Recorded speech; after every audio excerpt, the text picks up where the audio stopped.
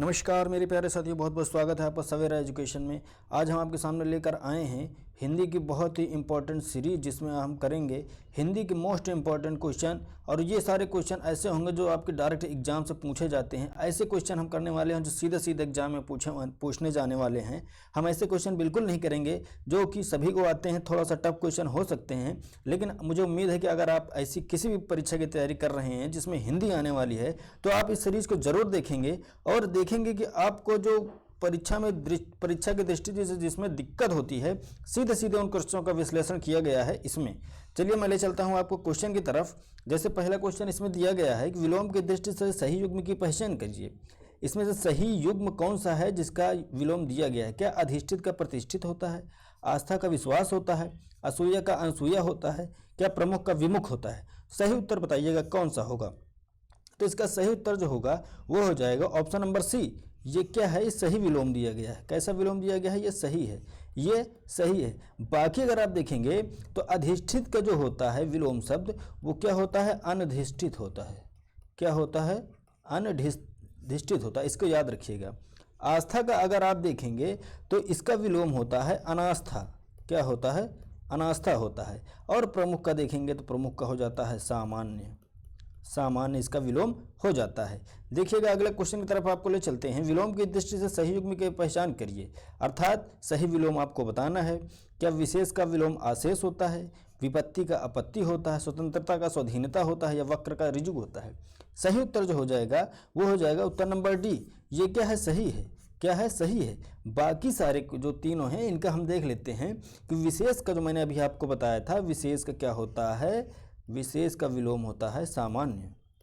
क्या होता है? सामान्य होता है। विपत्ति का आपत्ति नहीं होता है। विपत्ति का आप लिख सकते हैं इसके आधार पर संपत्ति।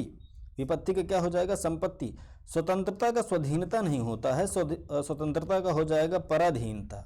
क्या हो जाएगा? पराधीनता।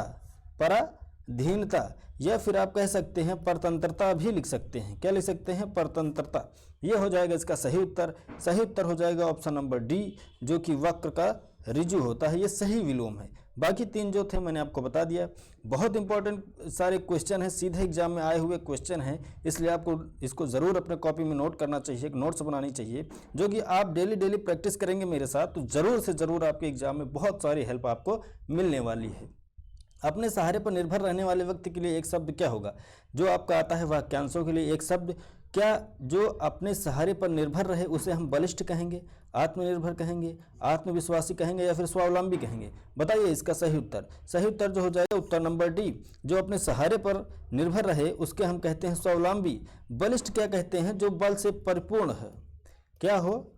बल से पूर्ण हो, उसको क्या कहते हैं? बलिष्ठ कहते हैं। आत्मनिर्भर उसे कहते हैं जो आत्मा पर निर्भर हो। किस पर निर्भर हो? आत्मा पर निर्भर।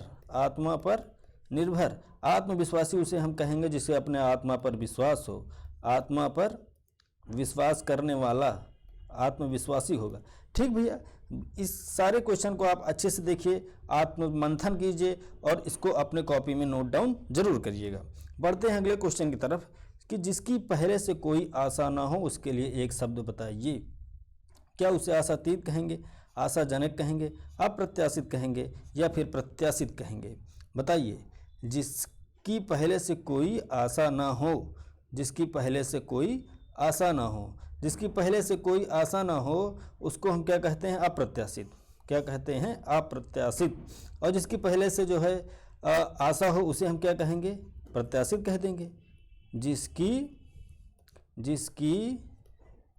पहले से आशा हो उसे हम क्या कहेंगे? प्रत्याशित। और जिसकी पहले से आशा न हो उसके लिए अप्रत्याशित। आशाजनक वो होता है जिस काम को करने से पूर्ण होने की उम्मीद हो। जिस कार्य को करने से उसके पूर्ण होने की उम्मीद हो उसे हम क्या कहेंगे? आशाजनक कहेंगे। ठीक भैया, ठीक। और जो आशा से अधिक हो, क्या हो? आशा से अधिक उसे हम क्या कहेंगे? आशातीत कहेंगे। चारों से लगभग सिमिलर शब्द हैं, लेकिन चारों का मतलब अलग है। आपको ज़रूर से पता होने चाहिए। इस तरह के क्वेश्चन सीधे एग्जाम में आपके पूछे जाते हैं। आप बताइए इसमें निम्नलिखित में कौन सा तत्सम शब्द है। तत्सम, क्या नेह तत्सम है, क्या तपसी तत्सम है, निम्ब है या फिर दाग है। सही उत्तर जो हो जाएगा वो हो जाएगा आपको ऑप्शन सी। ये क्या है, निम्ब है। इसका तत्भव क्या होता है, इसका तत्भव हो जाएगा नीम। नीम इसका क्या होगा, तत्भव शब्द हो जाएगा। बाकी नेह जो है ये तद्भव शब्द है, इसका तत्सम क्या होगा, स्नेह होगा। तपसी का तत्सम क्या होगा, तपस्वी होगा, तपस्वी होगा। ठीक भैया। और दाख जो लिखा है इसका हो जाएगा द्राक्षा। तो इन चारों चीज़ों को आप याद रखिएगा। निम्ब क्या है, तत्सम शब्द है। बाकी जो तीनों लिखे थे वो क्या लिखे हुए थे, तद्भव शब्द थे। उसका मैंने आपको तत्सम भी बता दिया है, तो इसको नोट डाउन भी कर सकते हैं। निम्नलिखित में कौन सा शब्द तद्भव है, इसमें बताना है आपको। तद्भव बधिर तद्भव है, प्रगट तद्भव है या अमृत तद्भव है या फिर जीर्ण तद्भव है। तो सही उत्तर जो हो जाएगा वो हो जाएगा प्रगट। ये क्या है, तद्भव है। इसका जो है, इसका तत्सम जो होता है, तत्सम होता है वो होता है प्रकट। क्या होता है, प्रकट। अब बधिर जो है ये कैसा शब्द है, तत्सम शब्द है। इसका तद्भव जो हो जाएगा वो क्या हो जाएगा, बहरा। क्या हो जाएगा, बहरा। अमृत का जो तत्सम शब्द हो जाएगा वो क्या होगा, अमीय। अमीय हो जाएगा। और इसका जो हो जाएगा वो क्या हो जाएगा, झीना। इसको भी आप याद रखिएगा। सुपर इंपॉर्टेंट क्वेश्चन है। निम्नलिखित में से कौन सा कामदेव का पर्यायवाची शब्द है। बिडौजा, पिसुन, अश्व या फिर मार। बताइएगा। आपने पर्यायवाची जरूर पढ़ा होगा। कामदेव का पर्यायवाची शब्द जो है इसमें से वो है मार। मार किसका है, कामदेव का पर्यायवाची शब्द है। ठीक भैया, याद रखिएगा। और क्या इसमें कामदेव का पर्यायवाची शब्द हो सकता है, और क्या हो सकता है, एक होता है, आता है अनंग। अनंग कई बार आया है एग्जाम में। मदन भी आया है, इसको भी आप याद रखिएगा। कंदर्प, कंदर्प भी याद रखिएगा। इन चारों को याद रखिएगा, सुपर इंपॉर्टेंट हैं। जबकि आप देखेंगे बिडौजा किसका है, तो ये है इंद्र का। किसका है, इंद्र का पर्यायवाची है क्या है, बिडौजा। पिसुन किसको कहते हैं हम, पिसुन कहते हैं चुंगलखोर को। चुंगलखोर को। अस्म को क्या कहते हैं, पत्थर का पर्यायवाची है। तो इसको भी आप याद ज़रूर रखिएगा। मुझे उम्मीद है आपको पसंद आ रहा होगा यह सीरीज। अगर पसंद आया, अगर चैनल पर पहली बार आए हैं, चैनल को सब्सक्राइब जरूर करिएगा और बेल आइकन को ज़रूर दबाइएगा। यमुना का पर्यायवाची शब्द आगे आपसे पूछा गया है कि इस निम्न में यमुना का पर्यायवाची शब्द नहीं है। कौन सा नहीं है ये आपको बताना है। हंससुता, अर्कजा, कृष्णा या कूलंकसा। देखिएगा ये तीनों तो क्या हैं, यमुना जी के पर्यायवाची शब्द हैं। जबकि कूलंकसा किसका है, नदी का है। ये आप याद रखिएगा, किसका है, नदी का पर्यायवाची शब्द है। नदी में और आप क्या रखिएगा, भागीरथी, ये सब तो आप जानते होंगे। मैं कुछ अलग आपको बताता हूँ। एक कई बार एग्जाम में आता है पयस्विनी, इसको भी याद रखिएगा। लहरी, लहरी और अपगा, अपगा, ये सारे क्या हैं, नदी के पर्यायवाची शब्द हैं। और एक कौन है, कल्लोलिनी। ये चारों सुपर इंपॉर्टेंट हैं, इनको आप लिख लीजिएगा, याद कर लीजिएगा। यमुना जी की बात किया जाए तो यमुना का और क्या हो जाएगा, यमुना का हो जाएगा तनया, तनया, कालिंदी, कालिंदी। ठीक भैया। रवि सूता, रवि सूता, ये सब याद रखिएगा। आप भामुजा भी लिख सकते हैं। और बाकी हंसुता, अर्कजा, कृष्णा तो आपके सामने लिखा ही है। तो इन सब को आप नोट डाउन करिएगा, अच्छे से याद करिएगा। निम्नलिखित में संधि विच्छेद क्या होगा, पवन का पूछा है आपको कि पवन का जो है संधि विच्छेद क्या होगा।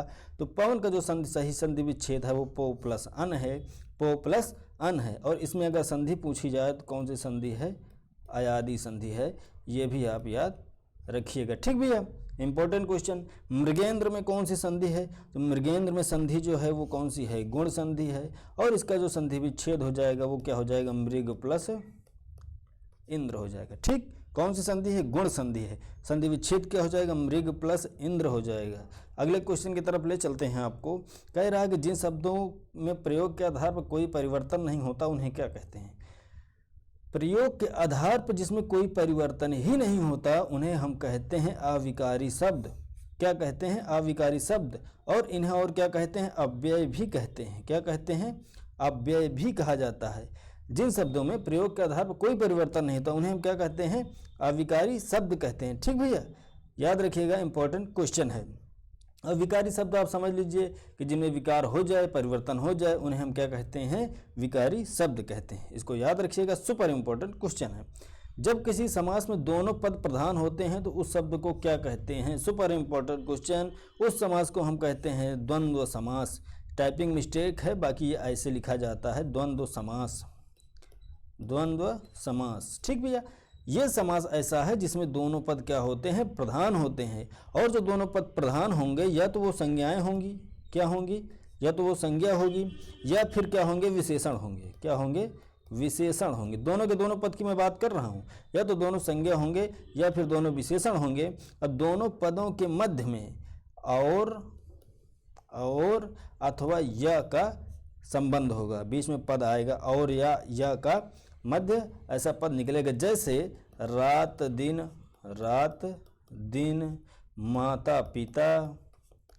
माता पिता, इसमें कौन सा समास है, द्वंद्व समास है, इसको याद रखिएगा। द्विगु समास की बात किया जाए, द्विगु समास में पहला जो पद होता है वो कैसा होता है, संख्यावाची होता है, उसे हम क्या कहते हैं, द्विगु समास कहते हैं। जैसे तिराहा, चौराहा, इस तरह से बारह सिंगा, ये सब आप याद रखिएगा। प्रधान समास कोई प्रधान समास नहीं होता, तत्पुरुष समास आप जानते ही हैं। इस तरह से इसको याद रखिएगा, दोनों पद जिसमें प्रधान होते हैं उसमें उसको क्या कहते हैं, द्वंद्व समास कहते हैं। और दोनों पद जो प्रधान होंगे वो तो संज्ञा होगी या फिर विशेषण होंगे। ठीक भैया, और जो दोनों पदों के मध्य है वो और अथवा या का योजक अव्यय लिया जाता है, योजक चिन्ह का प्रयोग किया जाता है। इसको याद रखिएगा।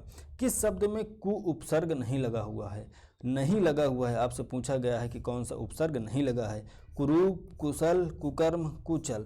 देखिए, उपसर्ग चाहे जिस शब्द में लगेगा उसका अर्थ पहले से बदल देगा। ऐसा है, किसी शब्द के पहले कोई शब्द आ जाए, किसी शब्द के पहले जो अक्षर आ जाए, लग जाए, शब्द लग जाए, और उसके अर्थ में परिवर्तन कर दे, अर्थात उसका पहले से कुछ ना कुछ अर्थ रहा होगा, इसलिए उसमें परिवर्तन होगा। जिसका पहले से कोई अर्थ ही नहीं होगा उसमें परिवर्तन कहाँ से आएगा। इसमें अगर हम देखें तो इसमें अगर कु अलग कर लें तो रूप हो जाएगा, इसमें अगर कु अलग करें तो इसमें सल हो जाएगा, इसमें कु अगर अलग करें तो कर्म हो जाएगा, इसमें अगर कु अलग करें तो इसमें क्या हो जाएगा, चल हो जाएगा। तो इस तरह से हम देख रहे हैं कि ऑप्शन नंबर बी जो सल है ये कोई शब्द ही नहीं है, इससे कोई शब्द नहीं, बल्कि रूप देखेंगे, कर्म देखेंगे, चल देखेंगे तो ये सही हैं। जबकि अगर कु को अगर आप निकाल देंगे तो इसमें का कोई अर्थ नहीं निकलेगा, अर्थात इसमें उपसर्ग नहीं लगा हुआ है। ये पूरा शब्द ही जो है, वाक्य शब्द ही क्या है, एक शब्द है, इसमें कोई उपसर्ग नहीं लगा है। ठीक भैया, याद रखिएगा। तो सही उत्तर क्या हो जाएगा, बी हो जाएगा इसका सही आंसर। अगले क्वेश्चन की तरफ ले चलते हैं आपको। इन प्रत्यय का प्रयोग किस शब्द में किया गया है, प्रत्यय। तो आप अब तक जान चुके होंगे कि इन शब्द प्रत्यय का किस में उपयोग किया गया है, पुजारिन में। ठीक भैया, अगले क्वेश्चन की तरफ ले चलते हैं आपको। सरल या साधारण वाक्य किसे कहते हैं, बताइएगा। सरल या साधारण वाक्य किसे कहते हैं, जो छोटा हो या जिसका अर्थ सरलता से समझ में आ जाए, जिसमें एक कर्ता और अनेक क्रियाएं हो, जिसमें एक उद्देश्य, एक विधेय और एक ही क्रिया हो। तो हम उसे कहते हैं जिसमें एक उद्देश्य हो, एक विधेय हो और एक ही क्रिया हो, उसको हम क्या कहते हैं, सरल वाक्य कहते हैं या फिर साधारण वाक्य कहते हैं। तो इसका सही उत्तर जो हो जाएगा option number D. Option number D is the right answer.